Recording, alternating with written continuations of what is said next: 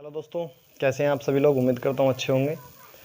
तो आज शुरू कर रहे हैं जो हमारा चैप्टर चल रहा था RS अग्रवाल मैथ का क्षेत्रफल वाला, उसका अगला भाग। इससे पहले हमने 20 क्वेश्चन करा दिए, अब जाके प्ले लिस्ट में चेक कर सकते हैं। क्वेश्चन नंबर 21वां देखेंगे। 21वें क्वेश्चन में क्या है, एक आयत की लंबाई उसकी चौड़ाई से दुगनी है। एक आयत है, ये हमने एक आयत मान लिया और इसकी चौड़ाई जो है लंबाई जो है चौड़ाई से दुगनी है। हमने चौड़ाई x मान ली और इसकी दुगनी हो जाएगी यानी 2x हो गई। ठीक है, ये लंबाई हो गई। अब इसमें आगे दिया है लंबाई में 5 सेंटीमीटर की कमी कर दें तथा चौड़ाई में 5 सेंटीमीटर की वृद्धि करने पर इसके क्षेत्रफल में 75 वर्ग सेंटीमीटर की वृद्धि हो जाती है। देखिए दोस्तों, चौड़ाई में क्या है, लंबाई में 5 सेंटीमीटर की कमी हो रही है। अब ये एक आयत है, क्षेत्रफल है पहला, एक आयत है, इसका क्षेत्रफल क्या हो जाएगा, इसका क्षेत्रफल हो जाएगा, क्षेत्रफल बराबर हो जाएगा लंबाई गुणा चौड़ाई यानी 2x गुणा x बराबर कितने का हो जाएगा 2x स्क्वायर। ठीक है, ये इसका क्षेत्रफल हो गया पहले का। अब क्या है, उसने कंडीशन दे दी कि कमी कर दी जाए। अब आयत तो था, अब ये पहले आयत था इसका 2x, इसमें 5 सेंटीमीटर की कमी कर दी गई और ये जो x था चौड़ाई, इसमें 5 सेंटीमीटर की वृद्धि कर दी गई, ये मान लेते हैं। अब इसका क्षेत्रफल क्या हो जाएगा भाई, अब इसका क्षेत्रफल देखते हैं। ठीक है, अब देखिए इसमें 2x - 5 गुणा x + 5। ठीक है, इसकी गुणा इससे करेंगे तो क्या हो जाएगा 2x स्क्वायर प्लस 5 दूनी 10x, इसकी गुणा इससे करेंगे -5x और इसके इससे करेंगे प्लस माइनस हो जाएगा 5 × 5 = 25। ठीक है, अब ये देखिए दोस्तों, इसे थोड़ा सा शॉर्ट कर लेते हैं। तो 2x तो ये है हमारा बराबर 2x स्क्वायर प्लस माइनस है तो माइनस का 5x रह जाएगा और -25 हो गया। ये हमारा बाद वाला जो बाद का क्षेत्रफल है वो है। अब यहाँ पे दोस्तों चाहें तो आप इसे अपने जो आपका ट्रेडिशनल मेथड होता है उससे सॉल्व कर सकते हैं, या आप ऑप्शन से सॉल्व कर सकते हैं, या फिर थोड़ा सा और लॉजिक लगाएंगे एक तरीके से और सॉल्व कर सकते हैं। तो आप किसी भी तरीके से मेथड से सॉल्व कर लीजिए, हम कुछ एक मेथड बता देते हैं, जो सा आपको अच्छा लगे उनसा कर लेना। ठीक है, अब एक बात बताइए दोस्तों, अब क्या होता है, जो क्षेत्रफल है, ये जो क्षेत्रफल है और ये क्षेत्रफल है, क्या होता है इसमें 50, ये जो क्षेत्रफल है ये 75 सेंटीमीटर वर्ग सेंटीमीटर बढ़ा हुआ क्षेत्रफल है। ठीक है, ये जो है 75 सेंटीमीटर, क्योंकि इसमें क्वेश्चन में दे रखा है 50 वृद्धि करने पर इसके क्षेत्रफल में 75 वर्ग सेंटीमीटर की वृद्धि हो जाती है। आयत की लंबाई कितनी है, यानी इसकी जो है 2x की वैल्यू पूछी है। अब एक बात बताइए, जब ये 75 सेंटीमीटर बड़ा है, ये छोटा है, अगर हम इसमें से इसे निकाल दें तो बराबर 75 सेंटीमीटर के नहीं हो जाएगा क्या। अब देखो कैसे, देखो 2x स्क्वायर है -5x है -25 है। ठीक है, प्लस माइनस हो गया और ठीक है, कोई बात नहीं। अब देखो दोस्तों, हम इस वाले पक्ष में से इस वाले को निकाल देते हैं, -2x स्क्वायर बराबर 75 के हो जाएगा ये, क्योंकि पहले वाले में से इस बाद वाले में से इसे निकाल देंगे तो 75, क्योंकि 75 सेंटीमीटर बड़ा है। ठीक है, ऐसे मान लेते हैं। अब देखिए दोस्तों, इसे सॉल्व कर लेंगे। भाई ये माइनस का है, ये प्लस का है, ये दोनों खत्म हो गए, ये चलो कोई बात नहीं। अब यहाँ पे क्या बचा हमारा 5x माइनस का थोड़ी होगा, नहीं दोस्तों ये थोड़ा प्लस का है, यहाँ पे प्लस का बचेगा ना, क्योंकि प्लस का बड़ा है, जब भी तो थोड़ा सा डिस्टर्ब हो रही, कोई बात नहीं। यहाँ पे प्लस का बचेगा, ये क्योंकि 10x बड़ा है 5x छोटा है तो प्लस का बचेगा। ठीक है, यहाँ पे 5x - 25 बराबर 75, ये माइनस का इधर जाके प्लस का हो जाएगा तो 5x बराबर हो जाएगा 100 के और x बराबर क्या हो जाएगा 20। ये आ गई वो वैल्यू जो x की वैल्यू है। अब हमसे पूछा है इसकी लंबाई क्या है, तो लंबाई क्या है उसकी 2x, यानी 2x और 2x की 2 मान लेंगे और x की वैल्यू कितनी है 20, बराबर हो जाएगा 40 सेंटीमीटर की, ये आंसर। 21वां देखेंगे दोस्तों सवाल, 21वें सवाल में क्या है, 21वां है, 21वां था तो 22वां देखेंगे ना, 22वें सवाल में क्या है, एक आयत का विकर्ण 10 सेंटीमीटर है। देखिए एक आयत है, ये एक आयत है और इसका ये जो विकर्ण है ये क्या है 10 सेंटीमीटर। एक आयत का विकर्ण 10 सेंटीमीटर है, आयत की लंबाई से दुगना है, आयत की लंबाई से दुगना है। अब ये 10 सेंटीमीटर यानी लंबाई कितनी है, ये वाली इससे दुगना है, तो ये कितना हो जाएगा 5 सेंटीमीटर। ठीक है, 5 सेंटीमीटर उसकी लंबाई हो गई। अब लंबाई से दुगना है, आयत का क्षेत्रफल कितना होगा, क्षेत्रफल निकालना है। अब क्या दे दिया, लंबाई हमें मिल गई 5 सेंटीमीटर की, कर्ण दे दिया, विकर्ण दे दिया हमें 10 सेंटीमीटर का, हमें ऊंचाई निकालनी है या चौड़ाई निकालनी है, ऐसे मान लीजिए। तो इसका एक फॉर्मूला होता है पाइथागोरस में, शायद आपने पढ़ा होगा 6, 7, 8 में, और उससे पहले भी आता है। देखिए विकर्ण बराबर क्या होता है, यानी विकर्ण की वैल्यू हम रख देंगे 10 सेंटीमीटर, इसका स्क्वायर बराबर, इसके बराबर क्या होगा, आधार। ठीक है, आधार क्या है हमारा, अब इसे हम त्रिभुज मान लेंगे। ठीक है, ये अब त्रिभुज है, इसे छुपा लेंगे, त्रिभुज का क्षेत्रफल निकालना है। ठीक है, ऐसे मान लीजिए ये हमारी भुजा आ जाएगी, उससे बाद में कोई, तो पहले 5 का स्क्वायर, ठीक है, 5 का स्क्वायर प्लस, क्योंकि इन दोनों के स्क्वायर के योग के बराबर होता है इसका स्क्वायर। ठीक है, इसका स्क्वायर प्लस इसका स्क्वायर बराबर होता है इसके स्क्वायर के। ठीक है, तो ये मान लेते हैं हमने x, ये मान ली हमने x का स्क्वायर। ठीक है, अब देखो खोल लेते हैं, 10 ढाई 100 हो गया, माइनस 5 पंजे 25 हो गया, सॉरी बराबर 5 पंजे 25 प्लस x स्क्वायर हो गया। अब इसे 25 को इधर लाएंगे, 75 हो जाएगा, 75 बराबर हो जाएगा x स्क्वायर के। अब ये किसका वर्ग के भाई, कैसे कैसे आएगा, तो ये आएगा, देखिए 5 पंजे 25 या 75, यानी कि 5√3 बराबर x स्क्वायर हो जाएगा इसका, क्योंकि 5 पंजे 25 हो गया, 25 की गुणा 3 से कर देंगे तो ये हो जाएगा। ठीक है, यहाँ से स्क्वायर हटा देंगे ये, अब यहाँ से स्क्वायर हट जाएगा, क्योंकि यहाँ पे थोड़ा समझेंगे। तो इधर स्क्वायर है, इधर इस 75 पे रूट चढ़ जाएगा, बराबर हो जाएगा x के। अब इसको बाहर निकालेंगे तो 5√3 बराबर x हो जाएगा। x की वैल्यू आ गई, x की वैल्यू यहाँ पे रख देंगे 5√3। अब देखिए इसका क्षेत्रफल निकालना है, क्षेत्रफल पूछा है ना हमसे 22वें क्वेश्चन था, आयत का क्षेत्रफल कितना होगा, तो क्षेत्रफल के बराबर क्या हो जाएगा, लंबाई गुणा चौड़ाई, यानी 5 गुणा 5√3, 5 पंजे 25, 25√3, ये हमारा आंसर हो जाएगा। ठीक है, 25√3। क्वेश्चन नंबर देखेंगे 23वां।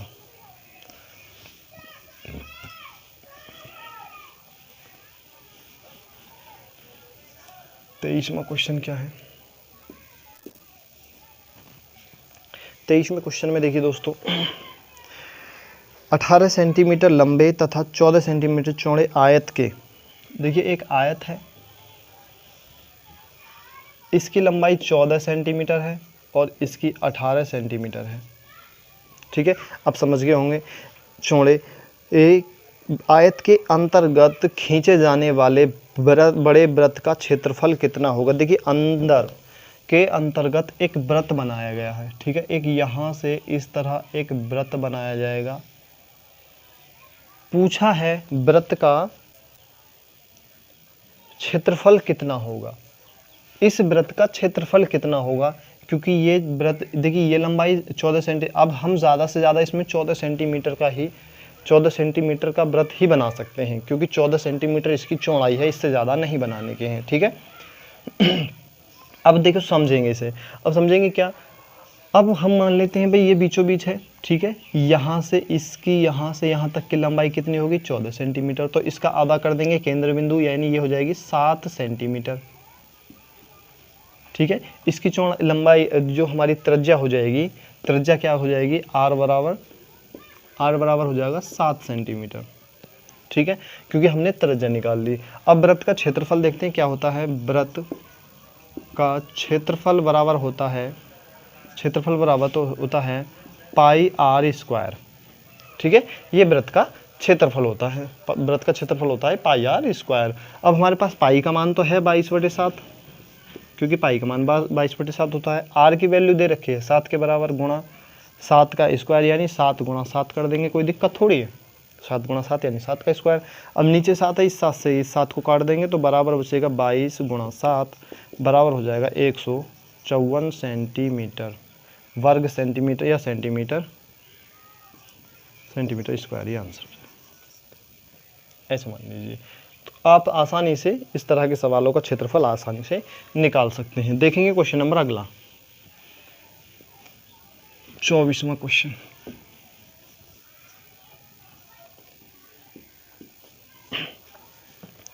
24वें क्वेश्चन में क्या है दोस्तों, देखिए 24वां क्वेश्चन है 8 मीटर लंबे तथा 6 मीटर चौड़े। एक 8 मीटर लंबा है और यहाँ पे मान लेते हैं ये 6 है, ये 8 मीटर है, चौड़े। कमरे में 1.6 मीटर चौड़ा कालीन बिछाया गया। कालीन की लंबाई कितनी है? एक कालीन बिछाना है, ठीक है, जैसे चटाई न होती है इस तरह के कालीन बिछाना है और उसकी जो चौड़ाई है 1.6 मीटर है, 1.6 मीटर चौड़ा है। तो कालीन की लंबाई कितनी है ये जानना है। तो सबसे पहले भाई हम मान लेते हैं इसका पहले क्षेत्रफल निकाल लेंगे, ठीक है, और क्षेत्रफल निकालने के बाद उसे कालीन की जो चौड़ाई है उससे भाग कर देंगे तो हमारी लंबाई निकल के आ जाएगी, ठीक है। अब देखो इसका क्षेत्रफल क्या होता है, आयत का क्षेत्रफल, आयत का क्षेत्रफल बराबर हो गया 8 × 6 वर्ग मीटर स्क्वायर। अब देखिए अब हमें निकालना है उसका कालीन का क्षेत्रफल। हम कालीन का क्षेत्रफल क्या निकालेंगे भाई, उसके जो लंबाई निकालनी है, लंबाई बराबर x मान लेंगे, चौड़ाई हमें दे रखी है 1.6 मीटर, ठीक है। तो इसके क्षेत्रफल से इसके क्षेत्रफल को, इसका जो क्षेत्रफल आएगा आयत का, उसे इसके क्षेत्रफल से भाग कर देंगे तो हमारा जो है निकल आएगी कालीन की लंबाई। अब देखो क्या होता है, 8 है गुणा 6 है, ठीक है, ये उसका क्षेत्रफल हो गया आयत का। अब हमारे पास जो लंबाई है वो कितनी है, या ऐसे मान लीजिए ये किसके बराबर हो जाएगा, ये 1.6 गुणा x के बराबर हो जाएगा, क्योंकि हमें इसके बराबर करना है कुल मिला के कितना, इसकी वैल्यू निकालनी है x की। अब इस पॉइंट वाले को इधर ले आएंगे नीचे, तो ये हो जाएगा हमारा x, हम और लिख लेते हैं, और 8 × 6 बटे 1.6, ठीक है, ये आ गया, क्योंकि ये गुणा में है ये तो बटे में चला जाएगा। इससे पॉइंट हटाएंगे, ऊपर एक 0 बढ़ा लेंगे। अब देखिए 8 से 2 बार गया, 2 से ये 30 बार गया, तो x बराबर क्या हो गया 30 मीटर। 30 मीटर ये आंसर हो जाएगा। उसकी लंबाई कितनी है 30 मीटर, तो यहाँ पे क्या हो जाएगा 30 मीटर, ये आंसर हो जाएगा। देखेंगे 25वां, 24वां था ना ये, 25वां क्वेश्चन देखेंगे।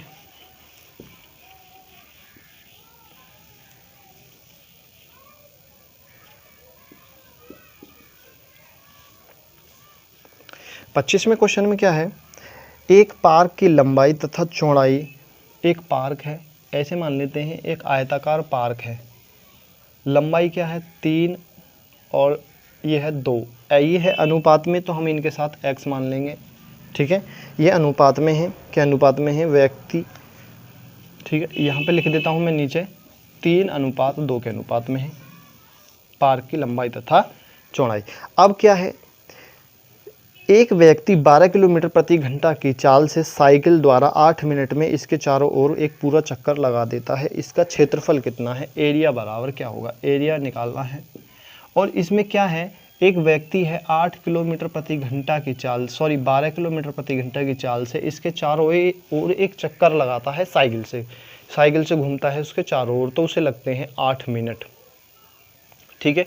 8 मिनट लगते हैं उसके चारों ओर की जो परिमाप नापने में 12 किलोमीटर प्रति घंटा की चाल से। सबसे पहले तो हम वो देखते हैं भाई उसकी मीटर प्रति सेकंड में चाल कितनी है, ठीक है, उस व्यक्ति की। तो चाल बराबर होता है दूरी बटे समय, तो चाल बराबर होता है दूरी बटे समय। चाल हमें दी हुई है 12 किलोमीटर प्रति घंटा बराबर, अब हमें ये किलोमीटर में है, हमें समय दे रखा है मिनटों में, तो हम इसे सेकंडों में कन्वर्ट कर लेंगे, तो 5/18 से गुणा कर देंगे इसकी, बराबर हो जाएगा हमारा, दूरी हमें डिस्टेंस निकालनी है d मान लेंगे उसे, और समय दे रखा है हमें 8 मिनट, उसे भी सेकंडों में कन्वर्ट करेंगे तो 60 से कर देंगे गुणा, ठीक है। अब देखिए दोस्तों काट लेंगे, 6 से ये 2 बार गया और 6 से ये 3 बार गया, ठीक है, और 3 ये 20 बार गया। अब नीचे क्या रह गया, ऊपर यहाँ पे 5 × 10 यानी 10 रह गया ऊपर, बराबर क्या हो गया d/8 × 20, ठीक है। इन दोनों की गुणा इधर हो जाएगी तो डी की वैल्यू आ जाएगी। डी की वैल्यू क्या हो जाएगी 10 गुणा 8 गुणा 20, यानी उसकी जो दूरी यानी डिस्टेंस, क्या उसने जो डिस्टेंस चली वो कितनी चली, वो डिस्टेंस हो गई हमारी 80 दूनी ऐसे मान लीजिए 10 ढाई 200 8 दूनी 1600 मीटर उसकी दूरी हो गई कुल मिला के, ये मान लेते हैं। ठीक है, अब 1600 मीटर होगी उसकी डिस्टेंस,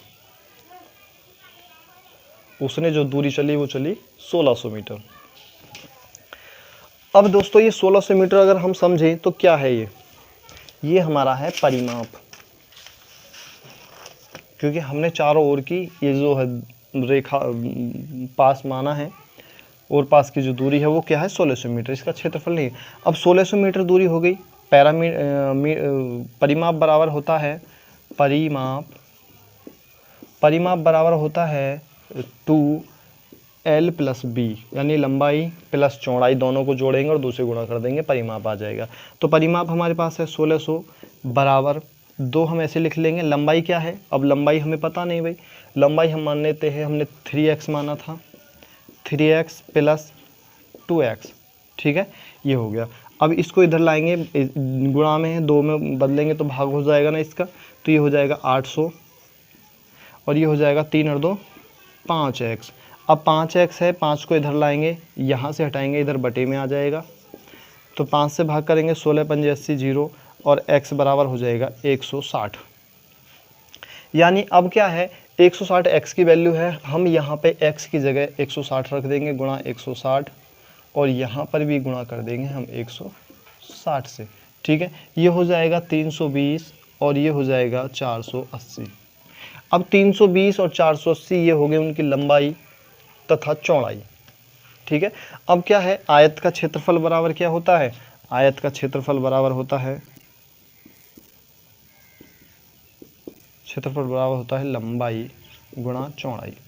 अब लंबाई क्या है 480 गुणा चौड़ाई क्या है 320 बराबर, इन दोनों को सॉल्व कर लेना, आंसर आ जाएगा। ठीक है, ये बहुत ही आसान सा था, चलो करके बता लेते हैं, कोई दिक्कत थोड़ी। देखिए सबसे पहले तो 2 जीरो हैं, 2 जीरो लिख लेंगे। अब देखो 32 की और 48 की गुणा कर लेते हैं, तो जल्दी से फटाफट करेंगे 48 की और 32 की गुणा।